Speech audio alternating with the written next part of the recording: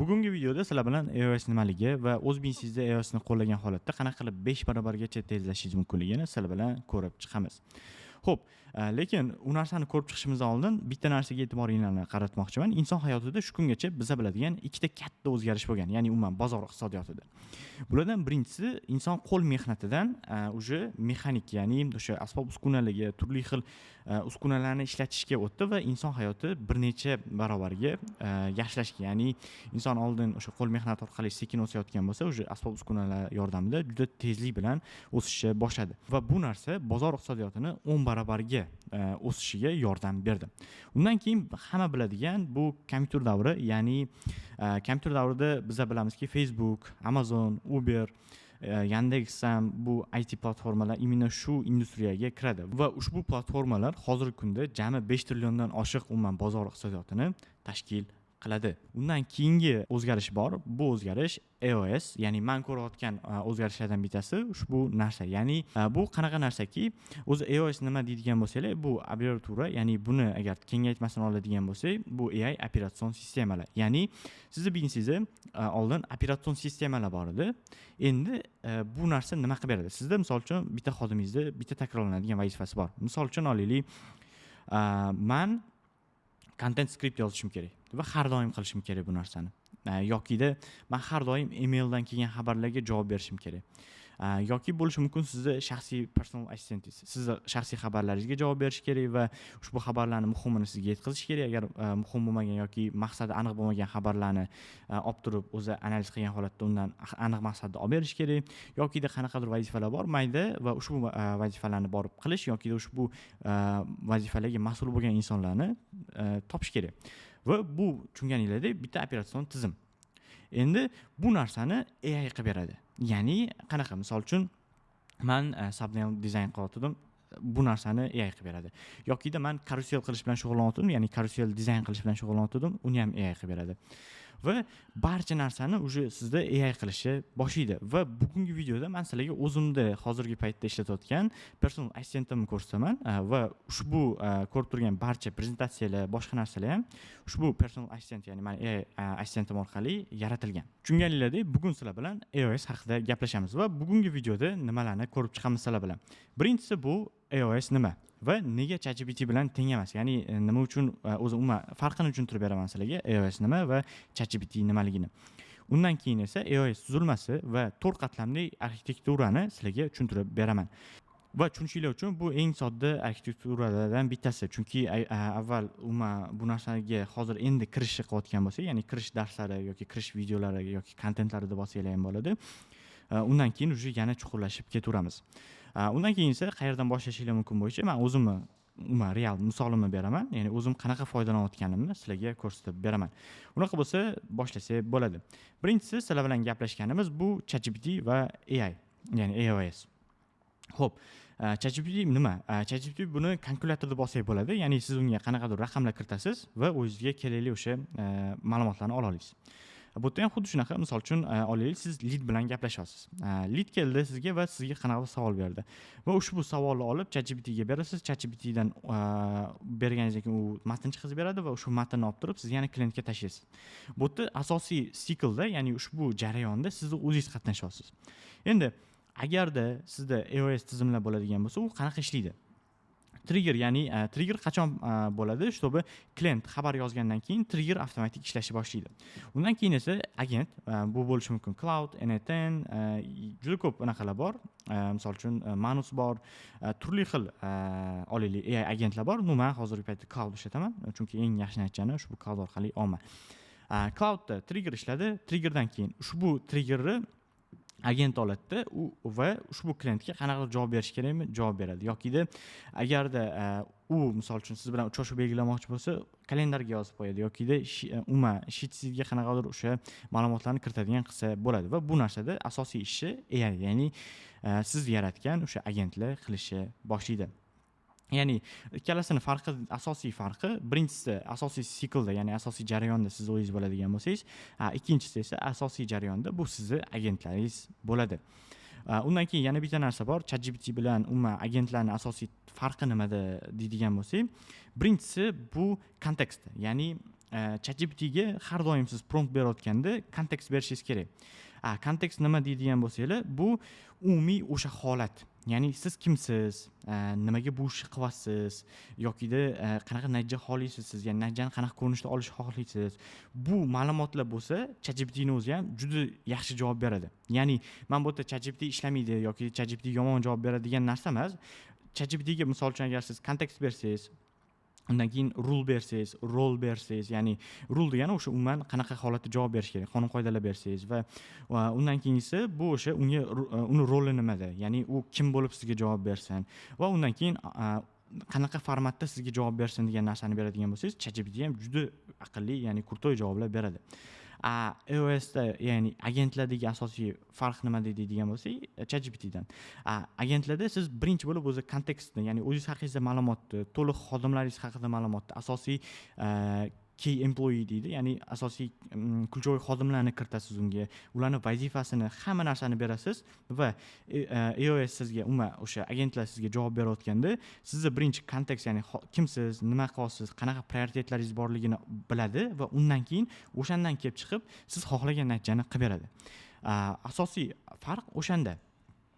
Endi sizlar bilan biz boya aytgandek 4 qatlamli iOS, ya'ni bu qanaqa bo'ladi? Birinchisi bu ma'lumot. Boya aytgandek o'sha kontekst, ya'ni siz haqingizda, o'zingiz haqingizdagi umuman ma'lumotlar bo'lishi kerak.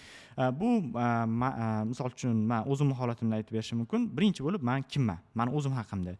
Undan keyin meni maqsadim nima, qanaqa prioritetlarim bor, rejalarim nima, barchasi bu yerda turadi. Undan keyingisi esa bu jamoa, ya'ni team olaylik, umuman jamoamda kimlar bor, nima vazifani bajaradi, ularga nima berish kerak va barcha o'sha ma'lumotlarni beraman. Undan keyingisi esa agentlar. Agentlarda bu nima? Misol uchun bitta agent bor, u agent qachondir ishga tushishi kerak. Misol uchun sizda olaylik thumbnail yaratadigan agent bor. U agent qachon ishga tushadi? Misol uchun video tayyor bo'lgandan keyin bu agent ishga tushishi kerak. Zo'r. Ishga tushdi. Endi bu agentga siz xuddi odam kabi skilllar berasiz. Ya'ni skilllar deganda tipa men misol uchun menda hozirgi holatda agar thumbnail misolda oladigan bo'lsak, ya'ni YouTube'dagi obloshkalar. Obloshkalarga misol uchun men agar bitta obloshka qiladigan insonga task bersam, unga aytaman, menga mana bunaqa obloshka kerak, o'shani yaratib ber, mana bu mavzuda.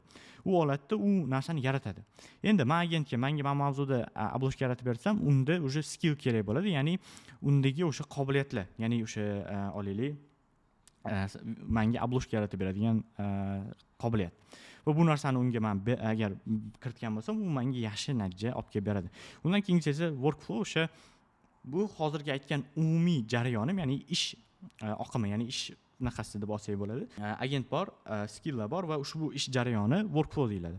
Undan keyingisi oxiri qaror. Ya'ni bu bo'ladi yoki bo'lmaydi ko'rinishdagi qaror va bu yerda siz o'zingizni rolingiz kerak bo'ladi.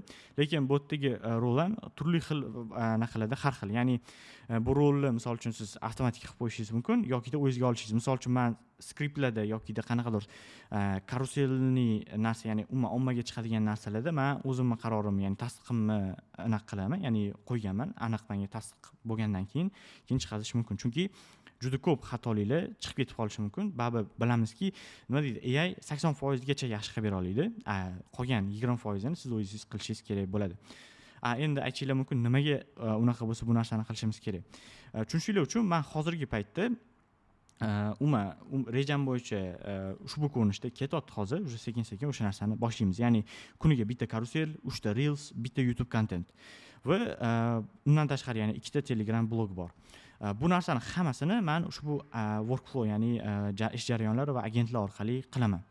Endi agar bu men o'zim qiladigan bo'lsam, men o'zim 100% qila olmayman. Kamida menga 8 kishilik jamoa kerak va 8 kishidan tashqari ularni har kuni boshqarish, boshqa narsa, nima deydi, bir kunda qiladigan narsasini taxminan men hozirgi paytda 1,5-2 soatda ushbu hammasini, ya'ni hammasini deganda men nima deydi, publish, ushbu ommaga chiqazadigan holatda tayyor qilib qo'yishim mumkin va ushbu narsani qilib kelaman. Endi sizlar bilan eng qisqa o'sha bizani oxirgisimiz, ya'ni real biznes misolida ko'ramiz. Undan keyingisi meni o'zimni sizlarga qanaqa holatda o'sha ishlatayotganligimni sizlarga ko'rsatib beraman. Endi birinchisi bizda bu lead, ya'ni umuman olaylik, lead keldi va leadni biz booking qilishimiz kerak. Ya'ni booking degani o'sha nima deydi, uchrashuv belgilab sotadigan holatga olib kelishimiz kerak.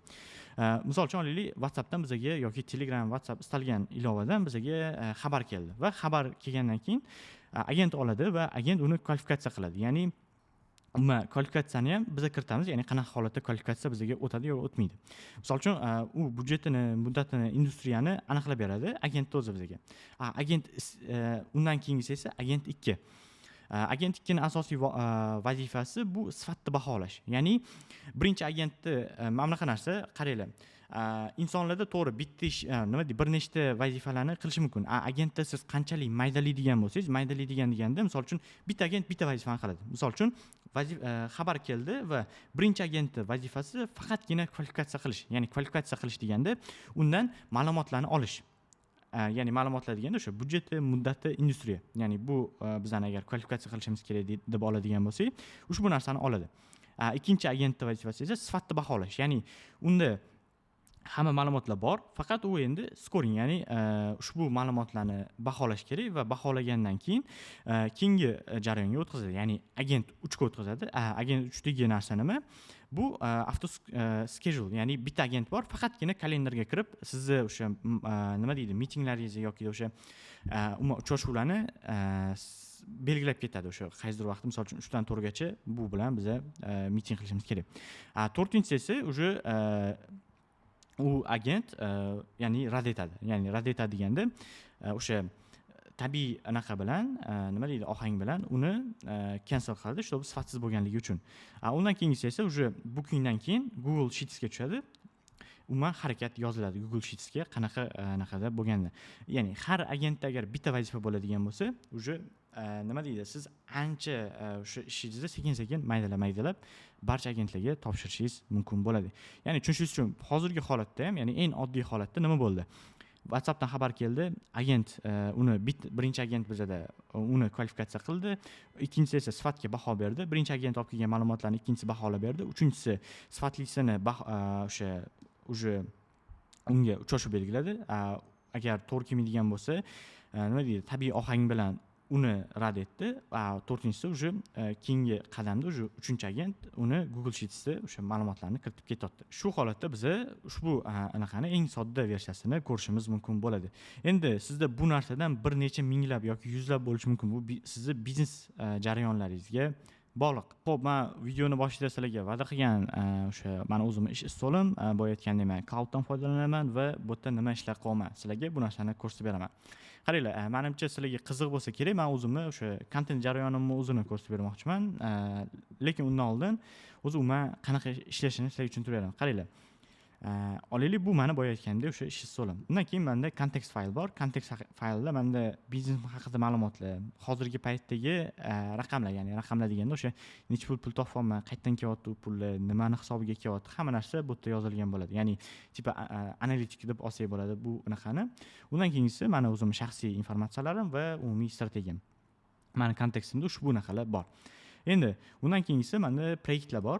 Proyektlar bo'limida ko'rishimiz mumkin. Menda hozirgi paytda 4 ta proyektim bor. Birinchisi bu iOS akademiyasi. Agar bu haqida eshitmagan bo'lsangiz, men opsiyada havola qoldiraman. Bu nima deydigan bo'lsanglar, Lunify ilovasi bor va ushbu ilovada men o'zimni iOS akademiya degan o'sha umuman bepul hamjamiyatimni ochganman. Bundan asosiy maqsad nima? AI operatsion sistemalarni umumiy barchaga o'rgatish va hamma o'sha AI operatsion tizimini o'rganmoqchi bo'lgan insonlarni bir joyga to'plab, umumiy bitta jamiyat qilib, hammani tezroq rivojlanishiga olib keladigan bitta joy, ya'ni bilaman, o'sha joy deymizmi, qanaqadir community, men o'zi community deganda o'sha narsani tushunaman. Shu bitta joy bor, o'sha joyda siz qanaqadir savol berasiz, o'sha savolingizga javob olyapti. Ya'ni hamma aktiv, bir-biriga javob bergan, bir xil maqsaddagi insonlarni bitta joyga to'plashni maqsad qilganman bu proyektdan. Va bu yerda hozirgi paytda endi boshlandik, endi start oldik va bu yerda nimalar bor? Bu yerdan boshlanadigan anaqamiz bor. Bu yerda agar bu videolarni ko'radigan bo'lsanglar, umuman bu community haqida ma'lumot, umumiy ma'lumot va qanaqa qilib platformadan foydalanish va nimalar bo'lishini sizlarga tushunishinglar mumkin bo'ladi. Ikkinchisi esa bizda bu notebook LM, ya'ni o'sha meni birinchi bitta videoyimiz bor bu yerda. Bu videoda o'sha bundan oldingi YouTube videoyim, agar ko'rmagan bo'lsanglar ko'rish maslahat beraman. Bu yerda umuman Gemini va notebook LM qanaqa ishlatishni sizlarga ko'rsatganman. Va bu yoqqa biz sekin-sekin kurslarni qo'shib ketamiz. Undan keyin bizada bitta muhim joyi bor. 18-da, ya'ni men ko'rayotganim har shanba kuni bitta jonli efir qilishni ko'raman. Agarda aktiv bo'ladigan bo'lsanglar va jonli efirga kiradigan bo'lsanglar, har hafta o'sha bir haftada 1 soat yoki 2 soat sizlar bilan jonli efirda gaplashishimiz mumkin bo'ladi. Bu jamiyatga o'zi qanaqa qilib agar qo'shilishni bilmayotgan bo'lsanglar, pastda havola qoldirganman, ushbu havolani bosasizlar va ushbu jamiyatga qanaqa qo'shilishinglar bo'yicha men video tashlab beraman, video orqali ko'rib bemalol qo'shilib olsanglar bo'ladi. Endi sizlar bilan biza keyingi qadamimiz bu iOS akademiyasi, ya'ni men hozirgi paytda shug'ullanib kelayotgan, ya'ni asosiy ishim bo'lgan bu AI operatsion tizimini qurib beradigan agentство. Misol uchun, agar siz biznes egasi bo'ladigan bo'lsangiz, ushbu agentsiyamizda biza sizga o'zingiz biznesingizga tegishli bo'lgan, ya'ni xohlagan bitta o'sha siz joningizga tekkan yoki siz avtomatlashtirmoqchi bo'lgan joyga aytsangiz, biza boramiz, ya'ni biza ko'rib chiqamiz va uni qanaqa qilishni, misol uchun umumiy ko'rinishini chizib bersak va agar siz tasdiqlayman, mana shu narsa kerak menga deydigan bo'lsangiz, keyin o'sha narsani ishlaydigan variantini sizlarga qilib topshiramiz. Bundan keyingisi esa AI Builders. Bu narsani hozircha aytmayman, chunki hali start bo'lmagan bu loyiham. Undan keyingisi esa bu Rainmaker. Ko'pchilik meni biladi yoki bilmaydigini bilmadim. Ya'ni men o'zi 3 yil davomida performance marketing bo'lganman va hozirgi paytda bu agentство yurib turibdi. Ya'ni yurib turibdi deganda o'sha mijozlari bor va bu yerda ham meni qisman o'zimning loyiham deb olsak bo'ladi. Endi keyingi narsamiz bizada bu content olaylik. Hozirgi paytda asosiy qilayotgan narsam content va bu yerda contentda ham nima narsalarimiz bor. Ya'ni contentda men o'zi bitta juda katta loyiha sifatida olganman, shuning uchun alohida turibdi bu yerda. Birinchisi bu analitika, ya'ni meni contentlarim bo'yicha barcha platformalar bo'yicha analitika beradi. Undan keyingisi pipeline. Pipeline'da bu yerda o'sha content qilish strukturasi, ya'ni menda draft bor, publish bor, ready to record bor, schedule bor. Nima farqi bor bular deydigan bo'lsangiz, men draftda content yozaman, уже video rekord qilib bo'lingan, rekord qilishga tayyor bo'ladigan bo'lsa, fayl papkalar ready to record ga o'tadi. Уже men rekord qilsam, ya'ni ushbu videoni agar rekord qilib bo'ladigan bo'lsam, schedule qilaman. Уже schedule vaqtida buni o'zi chiqazadi hamma platformaga. Ya'ni tushunishlik uchun men bunga beraman va bu hamma platformaga meni kontentlarimni chiqazadi. Misol uchun hozirgi menda YouTube'da kontent bo'ladigan bo'lsa, misol uchun ko'rishingiz mumkin, bu kontentni ham AI chiqazgan. Buni ham AI chiqazgan yokida Instagramdagi kontentni ham, ya'ni ushbu hozir chiqqan kontentni ham AI chiqazgan. Ya'ni AI chiqazgan deganda AI o'zi o'sha men schedule qilingan va o'zi o'sha vaqtda chiqazib qo'yadigan anaqa qilganman. LinkedInda ham xuddi shunaqa, ya'ni barcha platformalarga mana o'sha bitta tasdiqlasam, ya'ni schedule ga o'tgan bo'lsa, o'sha chiqadi va chiqib bo'lgandan keyin publish fayliga, ya'ni publish etabiga o'tadi. Xo'p, draftni ochadigan bo'lsak, biz sizlar bilan hozirgi anaqamiz bu iOS nima haqidagi video. Ya'ni qanaqa olaylik, biz buni hozir mana bunga o'tkazib qo'ysak bo'ladi, chunki уже rekord qilishni boshladim bu videoni. Bizda mana tak draft yapamiz уже mana. Men bu video, ya'ni hozir bu chiqadigan video. Endi men bu yerda olaylik long content va long contentda menda YouTube'da vizualizatsiyalar kerak. Ya'ni vizualizatsiya deganda olaylik, men o'sha gapiradigan gaplarimni vizual ko'rsatib berishim kerak. Misol uchun, sizlar bilan boya ko'rgan qo'l mehnati, mexanik o'sha uskunalar yokida ushbu rasmlar hammasini AI o'zi yaratdi va yaratgandan keyin menga uni prezentatsiya qilib bergan. Xo'p, undan keyingi narsa nima? Menda misol uchun karusel qilishim kerak. Karuselda menda agentlar bor. Ushbu agentlar menga o'sha karusellarni hammasini tayyorlab bergan. Ikki xil turda menda anaqam tayyor, ya'ni karuselim. Birinchisi bu hozir ochilsa, mana bu formatda, ya'ni o'sha qanaqadir o'sha hand-draw deyiladi bu format, o'sha qo'lda chizilganga o'xshaydigan karusel formati. Ikkinchisi esa graphic preview. Ya'ni ushbu narsa. Buni hammasini AI qilib bergan, ya'ni AI qilib bergan deganda men bunga bu bilan birgalikda o'sha content planimni qilaman. Content planimni qilganimdan keyin o'sha hamma jarayon bir-biriga ulanib ketgan. Ya'ni ulanib ketgan deganda ushbu menda qanaqa sistema, misol uchun centerda YouTube bor va YouTube formatdagi contentdan kelib chiqib qolgan contentlar tuziladi. Va xuddi shu narsani o'sha ushbu anaqa bilan, ya'ni olaylik agentlar bilan, anaqalar bilan qilib kelaman. Xo'p, men o'zimni qisman o'sha qanaqa qilib ishlatayotganim va nimalar qilayotganimni ko'rsatdim. Agarda sizga qiziq bo'ladigan bo'lsa, menga obuna bo'ling va kuzatishda davom eting.